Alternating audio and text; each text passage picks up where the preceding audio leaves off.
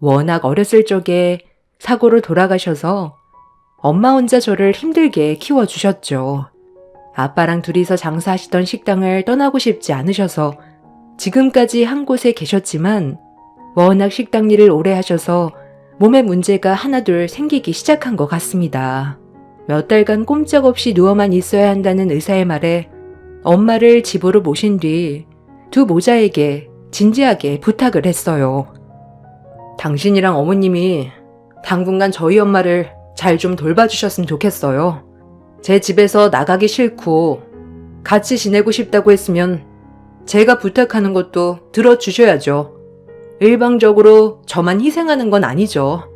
아까 전화통화로 이 사람한테 대충 설명했지만 저희 엄마가 몇 달간 허리 때문에 누워만 계셔야 되세요. 그래서 도움이 필요한데 어머님이 어차피 집에 계시잖아요? 집에서 놀고 먹기만 하지 마시고 이럴 때 서로 도와줘야 하지 않겠어요? 서로 얻는 게 있어야 균형이 맞는 거죠. 어머님은 혼자서 지내고 싶지 않아서 저희 집에 눌러 앉으셨으면 제가 부탁하는 걸 들어주는 건 당연하다고 생각해요. 서로 노력해야 잘 지낼 수 있지 않겠어요? 어려운 것도 아닌데 당연히 그렇게 해줘야지. 사돈이 아파서 어쩔 수 없이 온 건데 내가 안 도와주면 누가 도와주겠어? 나도 받은 만큼 베풀 줄 아는 사람이다. 우리 엄마의 도움이 필요할 때도 있다고 내가 얘기했었잖아. 네가 좀 이해해주고 넓게 생각하면 서로 잘 지낼 수 있다니까. 오늘 있었던 안 좋은 일은 그만 잊어버리고 앞으로 서로 좀 잘 좀 지내자. 하루 이틀 얼굴 볼 사이도 아니잖아. 우리 엄마가 당신 눈에 부족한 부분이 있어도 가족 일이라면 양팔 걷고 나서준다고. 걱정하지 말고 당신은 일에만 집중해. 엄마가 못하는 건 내가 뒤에서 또 챙겨줄 테니까 신경 쓰지 말고. 그럼 우리 이제 앞으로 잘 지내는 거다. 글쎄, 그건 앞으로 어떻게 하냐에 따라 달린 거겠지. 서로 원하는 걸 얻으려면 같이 잘해야 되는데 당신이랑 어머님이 내가 부탁한 걸 잘해주지 않는다면 아마 오래가지 못할 거야. 그러니 앞으로는 제발 신경 좀 써줬으면 좋겠어. 어머님도 마찬가지예요. 제가 부탁하는 건 그냥 흘려듣지 마시고 노력 좀 해주세요. 그래, 알았다. 나도 눈치가 있는 사람인데 네가 2번이나 얘기했는데 전처럼 똑같이 행동하겠니? 그나저나 사부인께서 앞으로 2달 정도 요양을 해야 된다고? 2달에서 3달간 화장실을 제외하곤 꼼짝없이 누워만 있어야 한대요. 허리 쪽 인대가 늘어나면서 척추 압박 골절까지 생겨서 꾸준한 치료가 필요한가 봐요. 아무래도 식당 일을 오래 하시다 보니 허리를 자주 반복해서 쓰니까 무리가 온 것 같은데 좀 쉬면 다시 예전처럼 정상적인 생활이 가능하다고 했으니까 잘 좀 부탁드릴게요. 병원에 있을 때 저희 엄마가 허리 문제로 정상적인 생활이 불가능하다고 남편한테 설명한 뒤 회복하는 시간 동안 요양시설을 알아봐야 할 것 같다고 했는데 남편이 시모와 대화가 끝났다면서 엄마를 집으로 모셔오라고 했어요. 시모가 예전에 요양시설에서 잠깐 일을 한 적이 있었는데 저희 엄마를 보살피는데 도움을 줄 수 있을 것 같다고 설명을 하더니 남보단 그래도 가족이 편하지 않겠냐며 저를 설득시켰습니다. 그날 정말 기분이 안 좋았지만 저도 갑자기 사정이 안 좋아진 거라 어쩔 수 없이 엄마를 일단 집으로 모신 거였고 화가 났지만 시모가 그동안 저희 집에서 얹혀 사신 걸 생각하면 당연히 해줘야 된다고 판단했어요. 그래서 엄마를 부탁하게 된 거였고 한동안 별 문제 없이 잘 지내고 있었어요. 저희 집이 전원주택이라 방이 여유가 있어서 그래도 불편함 없이 같이 지낼 수 있긴 했었지만 신경이 쓰이는 건 어쩔 수 없었어요. 그래서 엄마한테 시모가 간호를 잘해주냐고 여쭤봤는데 많이 도와주고 있다면서 별 말씀이 없으시더라고요. 하필 엄마가 다치셨을 때 일이 한창 바쁜 시기라 제가 자리를 비울 수 있는 상황이 아니었어요. 그래서 엄마의 말을 믿을 수밖에 없었는데 어느 날 문제가 터졌습니다.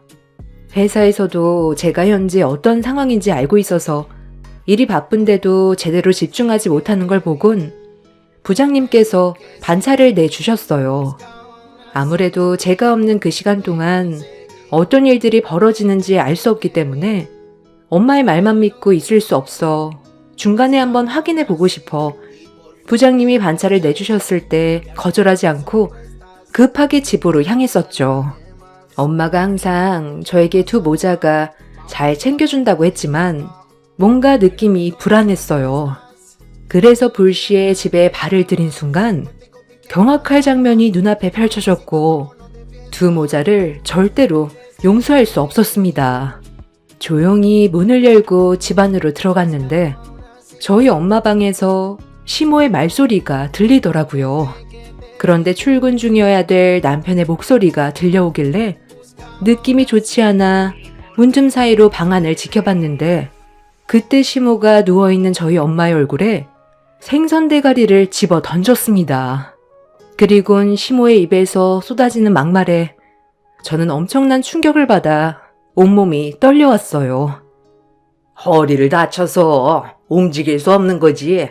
손은 멀쩡하잖아요. 다 발라먹긴 했는데 잘 보면 뜯어먹을 게 몇 군데 보일 겁니다. 일단 그걸로 욕이나 좀 하세요. 엄마, 그래도 살도 없는 다 발린 생선 대가리를 장모님 얼굴에 던지는 건 좀 그렇지 않아요? 나중에 그 사람이 알면 노발대발 난리도 아닐 텐데. 사돈이 그럴 성격인 것 같아? 멀리 지방에서 지내는데 괜히 사돈 때문에 이 피해를 보고 있는 와중에 내가 지금 누구 때문에 이런 힘든 상황을 겪고 있는데 자기 딸에게 이런 일이 있었다고 일러 바치겠어? 그러는 순간 내가 며느리 가만둘 것 같아? 사돈, 상황 파악 잘하세요. 그리고 너는 어두육미라는 말도 모르니? 생선은 몸보다 머리가 맛있는 법이야. 뭐 하세요? 옆에 떨어진 조기머리 마저 뜯지 않고 이 집에서 사는 거 눈치 보여 죽겠는데 사돈 때문에 더 힘들어져서 제가 지금 기분이 상당히 안 좋거든요. 하필 타이밍도 참 거지 같네. 주식으로 돈을 다 말아먹어서 오갈 데도 없는 형편이 되어버렸는데 사돈 평간호나 하고 앉아있으니. 그러니까 내가 뭐라고 그랬어요? 집 처분한 걸로 우리 집 근처로 알아보라고 했는데 큰돈 좀 만져보겠다고 주변 사람들 말만 믿고 가지고 있던 전 재산 전부 다 날렸잖아요. 엄마 때문에 나도 그 사람 몰래 가지고 있던 돈 전부 다 쏟아 부은 거 알죠? 카드론까지 받아서 그 사람이 알기 전에 막아야 한다고요. 장모님, 이 일은 절대 말하지 마세요. 저희 이혼하는 거 원하지 않으시죠? 그 사람만 보려 하지 말고 어머님 손주도 생각을 하셔야죠. 니들이 인간이야? 내 딸은 밖에서 뼈 빠지게 일하고 있는데 너희들은 내 딸 등골이나 빼먹으려 들어? 내가 가만히 있을 것 같아? 사람은 항상 그 입이 문제야. 조용히 가만히나 있으면 중간이라도 가지. 입이 근질근질하죠? 그 입 좀 다물고 있으면 참 좋을 것 같은데. 시모는 밥풀이 묻어있던 밥숟가락을 들더니 저희 엄마의 입술을 사정없이 내리쳤어요. 그리고 저는 그 광경을 목격하고 두 눈이 돌아버려 문을 활짝 열자마자 시모의 머리채를 잡아 사정없이 거실로 끌고 나와 정신 나간 여자처럼 머리털을 전부 다 뽑아버렸습니다. 제가 불시에 나타나자 남편은 많이 놀랐는지 잠깐 동안 당황하더니 시모가 살려달라는 말에 저에게 급하게 달려와 말리려 하길래 시모를 패대기 친 뒤 남편의 얼굴을 향해 조금의 망설임도 없이 손을 올려 버렸어요. 그렇게 정신 나간 여자처럼 행동을 하면서 난리를 치자 두 모자는 많이 놀랐는지 급하게 집 밖으로 도망을 쳤어요. 저는 두 사람을 향해 다시는 들어오지 말라고 분노한 목소리로 소리를 질러 버렸습니다. 엄마는 저에게 미안하다면서 눈물을 보이시는데 제 마음은 찢어질 것처럼 아파지더라고요. 저 또한 엄마의 입술 주위에 묻어있는 밥풀과 옆에 떨어져 있는 다 발린 생선 대가리를 치우면서 눈물을 흘렸고 두 모자를 절대로 가만두고 싶지 않았습니다. 그날 엄마를 안정시켜드린 뒤 집안에 있던 두 모자의 물건들을 전부 다 빼서 집 밖으로 던져버렸어요. 하나도 빠짐없이 폐기 처분하고 있는데 두 모자가 급하게 도망을 치는 바람에 신발도 신지 못한 채 밖으로 나갔는지 제가 집어던진 신발을 주워 신고 천천히 저에게 다가와 말을 붙이려 하길래 현관문 앞에 있던 우산으로 남편을 향해 휘두르면서 이혼을 통보했습니다. 남편은 제 앞에서 갑자기 무릎을 꿇더니 모든 게 자기 잘못이라며 좀 전의 행동을 깊이 반성하고 뉘우친다고 했지만 이미 저는 남편에게 신뢰가 깨져버린 상태라 더는 아무 말도 듣지 않았습니다. 그런데 시모가 저에게 달려와 마음에도 없는 말을 하면서 용서를 구하기 시작했어요. 좀 전에 제가 들었던 주식으로 전 재산을 날려 오갈 데가 없다며 집을 구할 돈을 모을 때까지만이라도 사정을 봐달라고 하길래 다리를 잡고 있던 시모의 팔을 뿌리치며 대꾸조차 해주지 않았습니다. 더는 상대할 가치가 없는 인간들이라고 판단했고 동물보다 못한 존재로 판단을 내렸기 때문에 어떠한 말도 듣지 않았어요. 두 모자 행동을 어느 누가 용서할 수가 있겠어요. 남편은 이미 저 몰래 카드론 대출까지 받아 돌려막기까지 했다는 걸 들었기 때문에 제가 피해를 볼 수 없어 이혼을 선택했고 그렇게 서류에 도장을 찍은 뒤 재산 분할 중 제가 받을 위자료를 포함해서 더 받아낸 뒤 남편을 내쫓아 버렸습니다. 상대할 가치가 없는 인간들과 더는 엮이고 싶지 않아 어떠한 접근도 전부 다 차단을 했어요. 그렇게 6개월 정도 시간이 흐른 뒤 남편이 생활고에 많이 힘들었는지 시모 때문에 자기 인생을 망쳤다며 언성을 높이면서 다툰 적이 있었는지 두 모자가 몸싸움까지 벌였는데 남편이 시모를 밀치면서 뒤로 넘어짐과 동시에 상당히 큰 사고를 당했다고 저에게 도움의 손길을 요청했어요. 경추 신경의 손상으로 인해 시모가 전신마비 판정을 받게 되었습니다. 남편은 카드론 대출 때문에 생활고에 시달리고 있는데 시모가 사고로 인해 경추 손상 전신마비까지 와버려 상황은 더욱더 악화가 되었죠.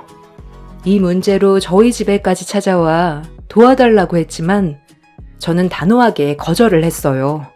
저와 엄마가 받았던 상처를 생각하면 아직까지도 화가 가라앉지 않는데 남편은 제 앞에 무릎을 꿇고 과거의 잘못된 행동에 대해 용서를 구하면서 오열을 했지만 저는 고개를 돌려버렸습니다. 남편은 자신의 잘못에 대해 후회를 하고 있는지 땅을 쳤지만 본인이 저지른 업보이니 어쩌겠어요. 받아들이면서 살아야 되겠죠. 좋은 관계로 만들어갈 수 있었던 부부 생활이 시모 때문에 한순간에 모든 게 무너져 내렸습니다. 왜 시부가 집을 뛰쳐나가셨는지 알 수 있겠더라고요. 시모도 본인의 행동에 대해 지금쯤 땅을 치고 있겠죠. 두 사람을 도와주지 않는 게 제가 할 수 있는 최고의 응징인 것 같네요. 앞으로 평생 자신들의 과거를 뉘우치며 살았으면 좋겠습니다. 제 사연을 들어주신 여러분들께서도 가족 간 서로 얼굴을 붉히는 것보단